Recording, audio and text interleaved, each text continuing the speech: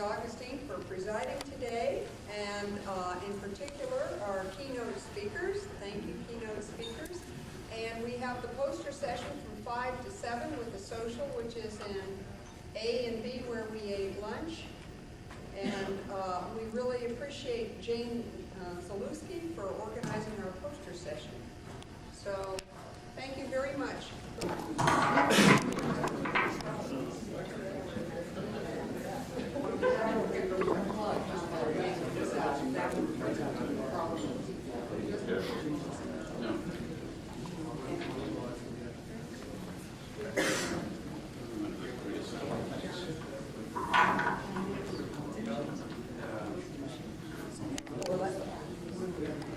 It's in the back if you would like to help yourself. Thank you again for attending bright and early. We now have the Lavalier microphone and everything else we need to begin. And again, I would like to thank our contributors, Union Carbide, United Catalysts, Marathon Ashland Petroleum, Millennium Chemicals, Fisher Scientific, Chemical Abstracts, Micromeretics, Quanticone, and the ACS Division of Colloid and Surface Chemistry. I particularly want to thank our keynote speakers, all of our other contributors, and our session chairs. And right now I will introduce our session chair, who is John Hosman. He's filling in for Freddie Tungate, who at the last minute could not attend, and he is with Technical Sales at UCI. Thank you very much, John. Thank you. Thank you and good morning. Any of you that see Fred Tungate after this, tell him that I acknowledge that I could not possibly fill his shoes.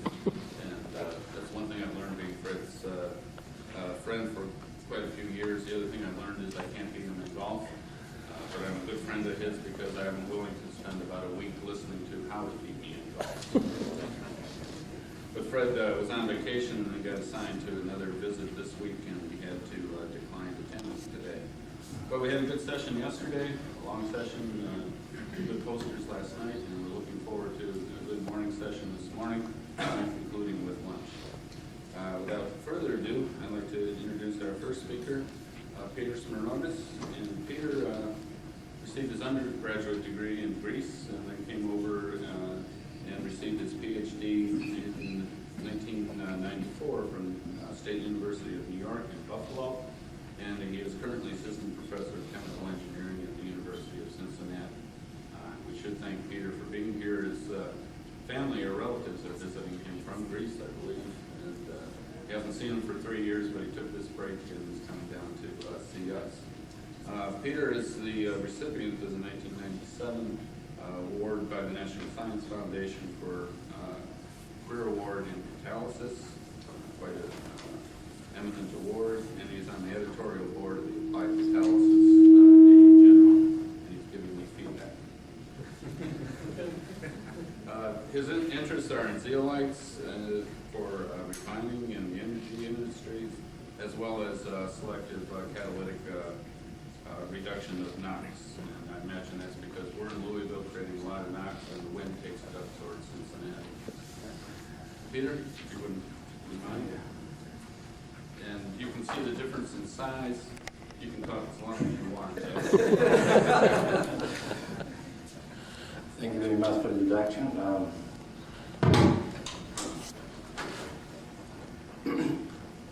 I would like to thank Pat for inviting me for this meeting. Today, I would like to share with you our work in one of the directions we work in Cincinnati. I'm going to describe to you some work we did for the oxidative methylation of acetonitrile to acrylonitrile. This is a project that is funded by BB Chemicals.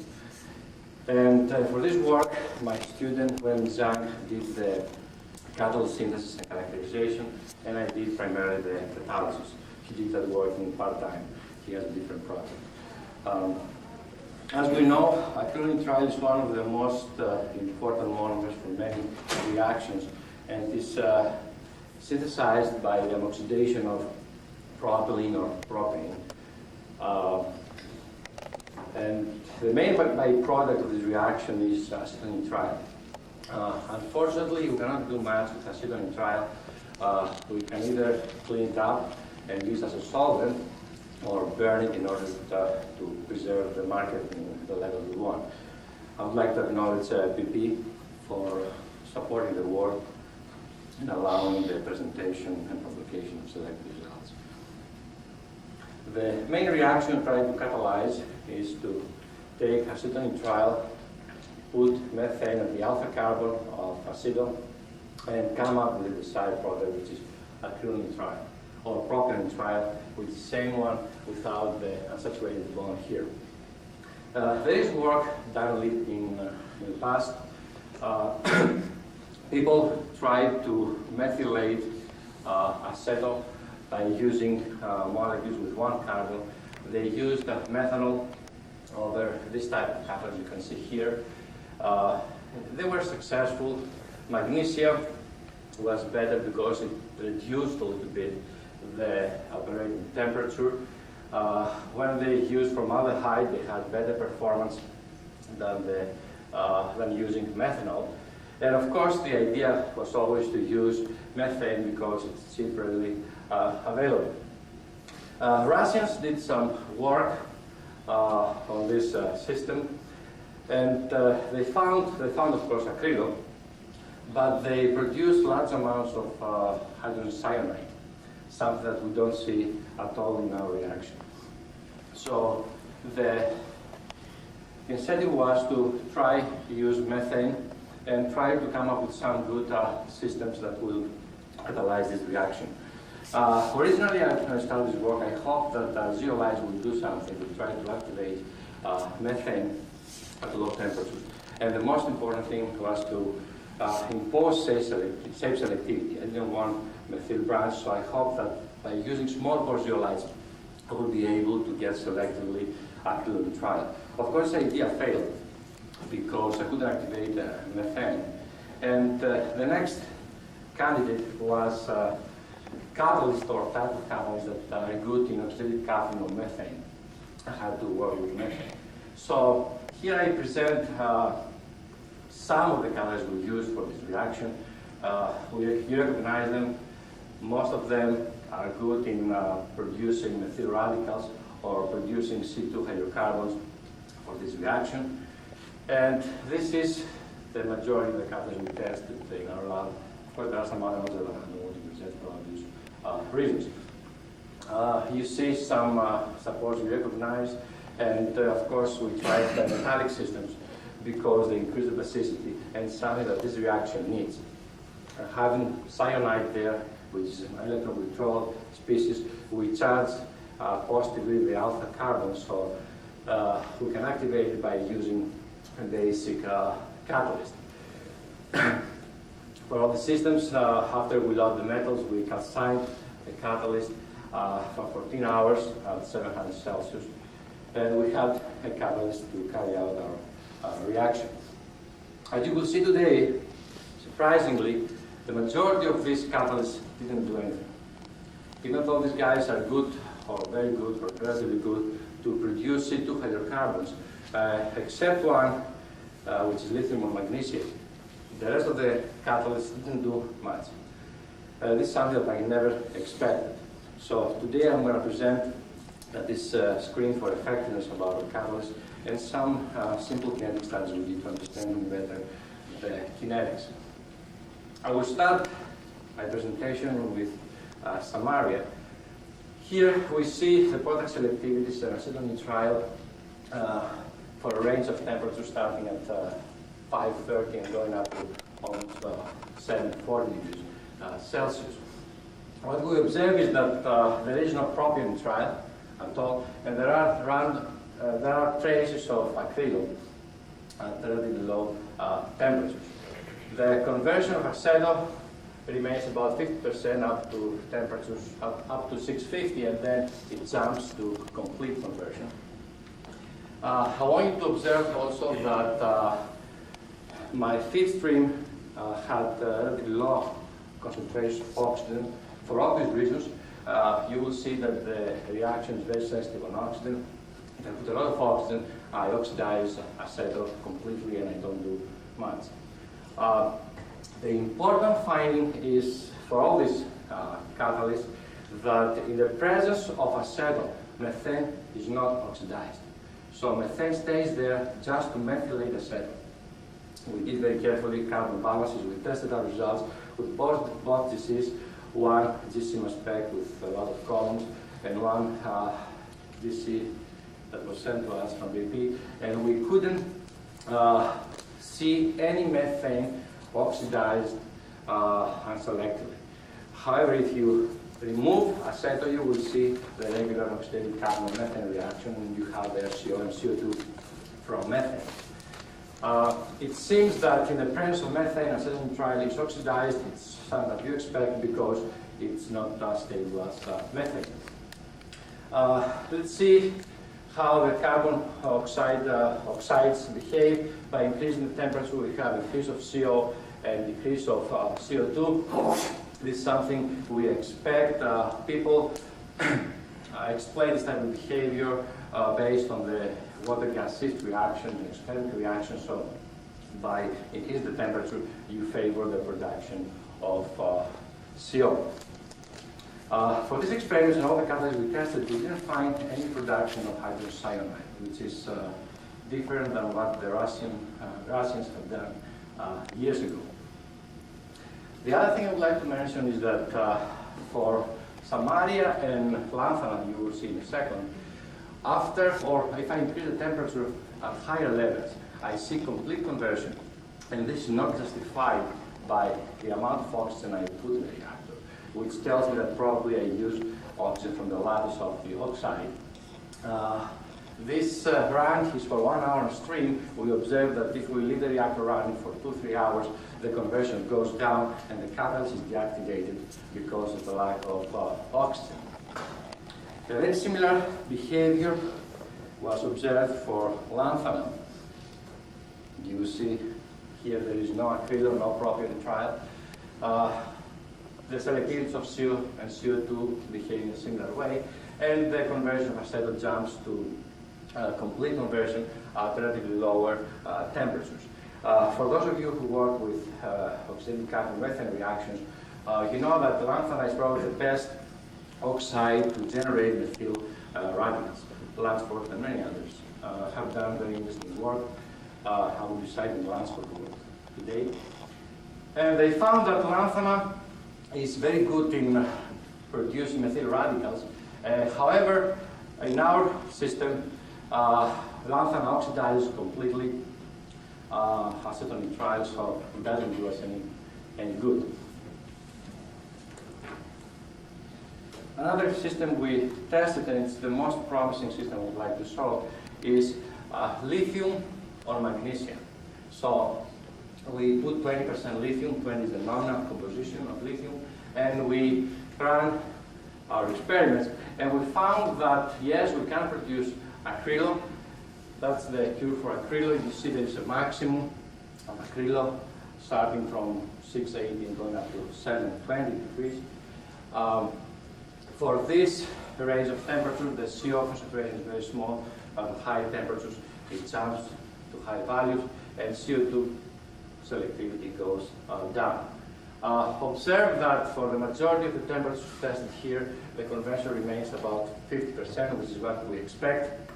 This, of course, is for 1 hour stream, and I always have less oxygen than what I need in order to minimize undecided oxidation reactions. So I was happy when I saw these results, and I tried to understand why this happened. Earlier work from Lansford's group shows that if you compare lanthanum and lithium or magnesium, 7% lithium or magnesium, lanthanum is a much better catalyst at any temperature for oxidative carbon methane. So there is something here that goes well with lithium or magnesium. Part of the answer is given on this table. I took lanthanum Samaria and I put 20% of lithium, and I did around 680 Celsius. And I found that when I have unpromoted oxide, I completely transform acetone to CO and CO2. When I put 20% of lithium, I observe that the conversion goes down dramatically, which tells me that lithium protects somehow acetone from complete oxidation. here are the numbers for lithium on magnesia. But this is part of the answer.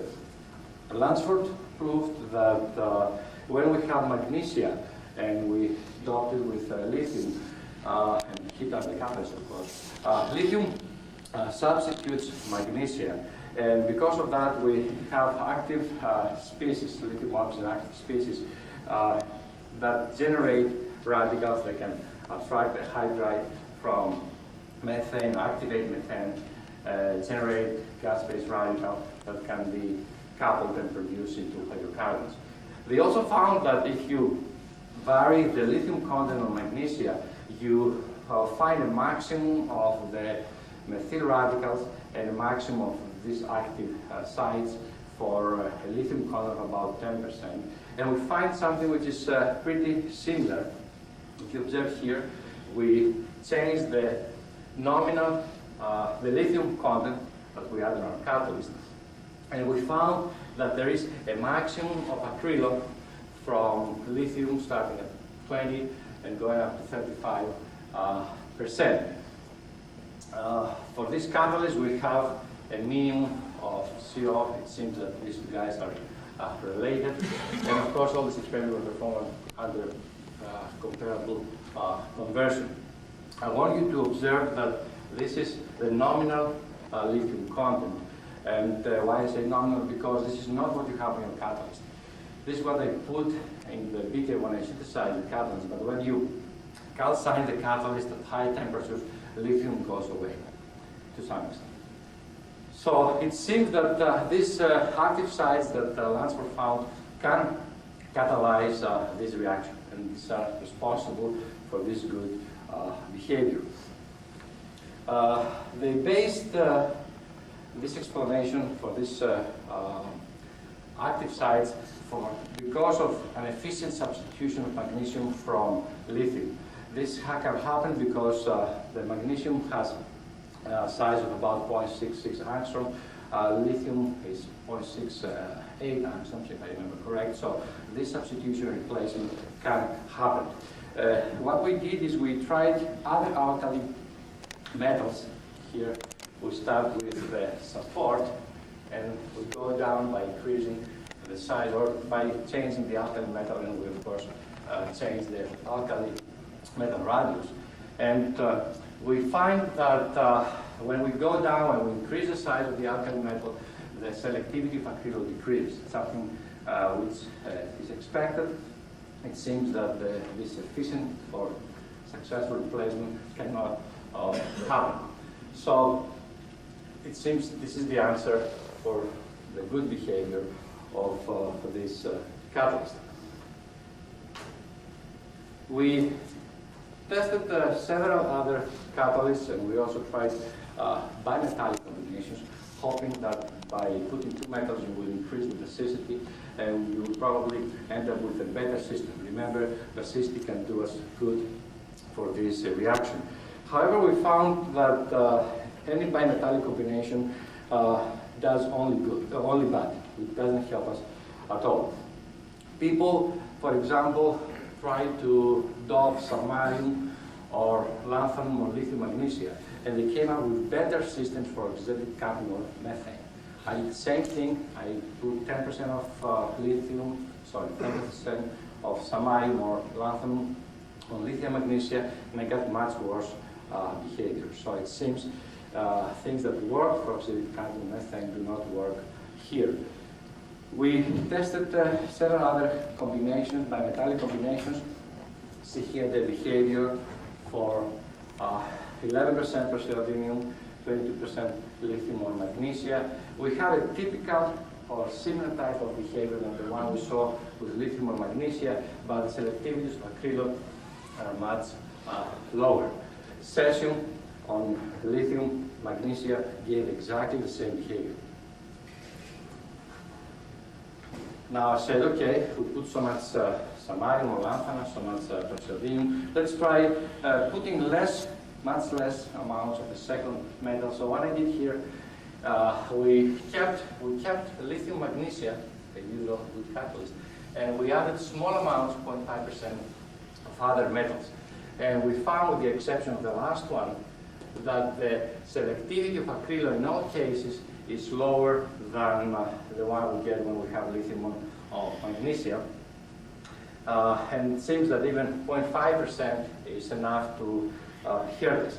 So the conclusion was that this catalyst was the best we had. We tried several other systems like bismuth doped with yttria, and they were all bad catalysts. Another type of materials we used was catalyst based on calcium oxide. Why calcium oxide? The same group, Lansford group, proposed that you can substitute efficiently calcium with sodium because they are comparable in size, and you can come up with good materials. As you will see here, this doesn't work for us. When we have only calcium oxide, we have 50% conversion and 0 acrylo. When we put one metal or two metals, the catalyst is even worse. We oxidize acrylo and we don't get acetone, and we don't get what we want. So it seems that lithium magnesium is the best catalyst. Then we try to understand a little bit why this happens. So we did some FTIR work. We used CO2 as a probe molecule to probe the basic sites of these materials. And of course we coupled this work with TPDs and titrations. And we found the following. We found that magnesium has very low basicity. I'm surprised why we don't get a small peak here. Previous work shows a very small peak. When we put lithium, which is our good catalyst, 20%, we found some small peaks. I should mention that the range from 1,300 up to almost 1,600 wave numbers corresponds to carbonate species on the surface of catalyst. And we found that these catalysts, the good catalysts, are not basic, or very basic. This means the number of basic sites or the strength of basic sites does not help the reaction as we expect originally. When we go to bimetallic systems, cesium, lithium, we get slightly more basic sites, but as you saw, this catalyst was not good. Other oxides like samarium or calcium oxide have more basic sites. TBD told us that the strength of all these catalysts strength of basic sites of this catalyst is higher than magnesium or lithium or magnesium. And as you see here, when we put two metals on calcium oxide, we get tons of basic sites, but this catalyst was very bad. I'm about to propose that basicity is not a crucial characteristic for the performance of this catalyst. I still do more experiments to characterize the basicity of other systems. And it seems from these runs that when you have strong basic sites or many basic sites, you hold acetone on the surface for a longer time, and then you oxidize your reactant. So it seems that basicity cannot help us at all. Of course, everybody's curious to see how the time of stream behavior for this good catalyst is. This figure describes that. What we did is we let our reactor run for a longer period. Here I describe our experiments for up to 60 hours. We see that the conversion, first of all, increases with time. Starts from about 40 and goes up to 60.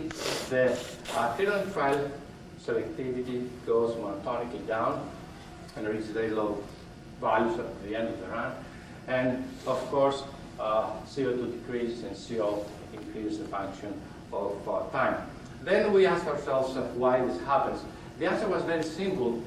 By analyzing the catalyst at the end of the run, you can find that you have practically no lithium. So what happens is that when you run the reactor, lithium goes away, sublimes, and you lose lithium as a function of time. We detected lithium. We found that the post-reaction region of the reactor, some white deposits, we removed them, and then we did some analysis, ICP, and we found that it was indeed lithium. We characterized these deposits also for organic material. and we didn't find any organic material there.